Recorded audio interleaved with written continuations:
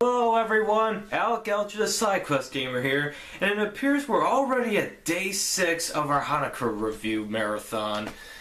Oh, time just seems to fly by. Well, not for me. I had to edit these things. Anyways, after my Tetris Attack review, I promised you guys I would not review another Tetris game.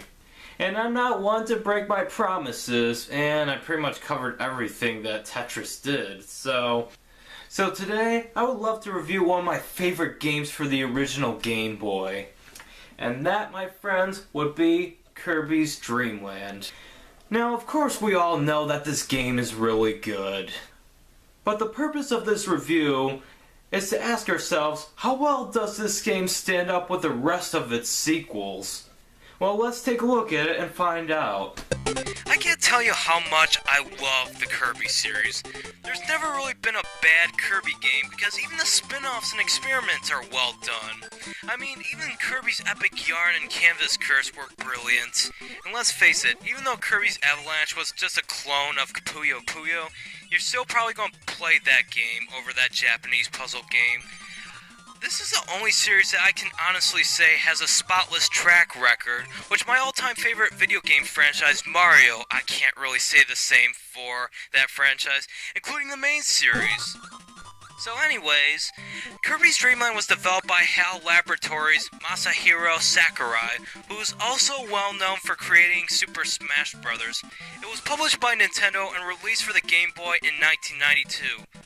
Same year as Super Mario Land 2. Must have been a great year for video games. The character Kirby was originally just a dummy sprite for programmers to put in place for a more advanced character later in development, but game designers liked the simplicity of Kirby and decided to keep him for the final product. Interestingly enough, Sakurai wanted Kirby to be pink, but Shigeru Miyamoto wanted him to be yellow. Nintendo decided that Kirby was to be pink, but in what I believe Kirby and the Amazing Mirror as well as Super Smash Bros. Games, Kirby is a wide variety of colors including yellow. Oddly enough, while the box art for the Japanese release of Kirby's Dream Land, known as Kirby and the Stars over in Japan, featured Kirby in his natural pink color, the American box art, however, features a bloated Kirby in a ghostly white, probably because of the black and white graphics in the game.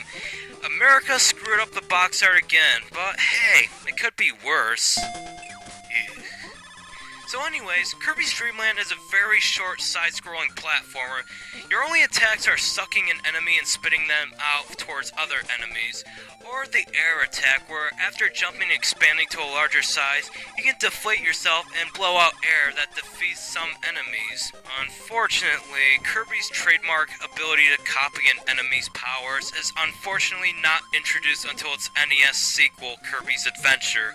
But knowing this game is really easy, that's really not that much of an issue. The game is very short since there's only 5 levels total. Not 5 worlds, 5 levels. Each level has a boss at the end, with the first level having the staple wispy woods, and the later levels having progressively harder bosses. They're still pretty easy to defeat, unless you play in expert mode. The last level is pretty much a boss rush, with the final being King Dedede, the series' main antagonist. Well, I wouldn't say main antagonist, since on 3 occasions he was possessed by an entity known as the Darkness. But, since he's Kirby's most persistent rival, I guess main antagonist would be a proper term for him. But anyways, the boss battle with King Dedede is pretty tricky, until you find out one of the things you might overlook, and that I certainly did. The ability to suck up the stars that are supposed to be for comedic, cartoony effect, but due to Kirby physics, you can suck up the stars as a result from the collision of his hammer on the ground.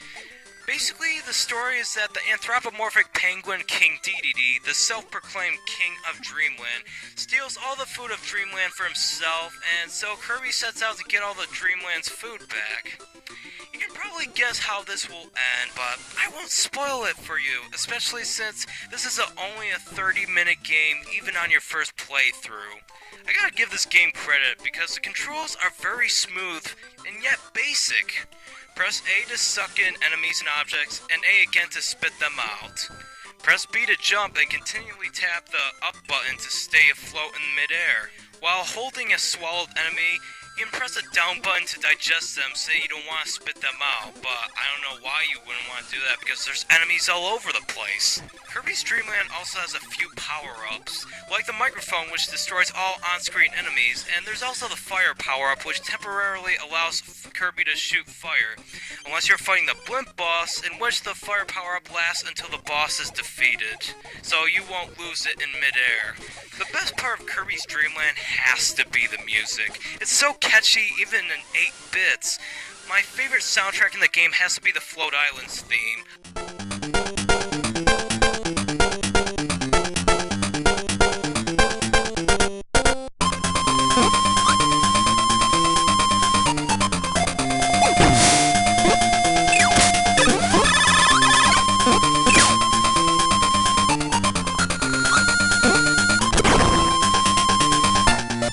I also really like the boss themes, mainly because of how it conveys a sense of desperation and thrill. I'm really glad they remixed and reused some of the tracks in later Kirby games because it really doesn't get any better than this. Overall, as much as I really love this game, it's really short and only leaves us wanting more, so I would have to give this game an 87 out of 100, a B+. But it's worth noting that the game was so good, it spawned a series. It even got a 16-bit remake on Kirby Superstar for the Super Nintendo Entertainment System. Although, I prefer the Kirby's Dream Land version because the Superstar version has new power-ups that just makes the game way too easy. Kirby's Dream Land is available on the 3DS eShop for around $4 American, and I'll say that although it's really short, it's worth every dollar, trust me.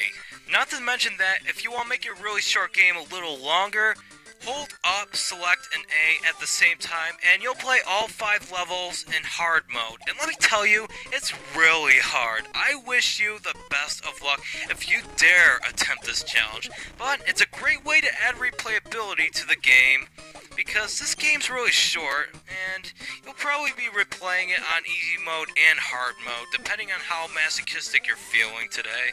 Thank you all so much for watching, and I'll see you all tomorrow for a review of another Game Boy title.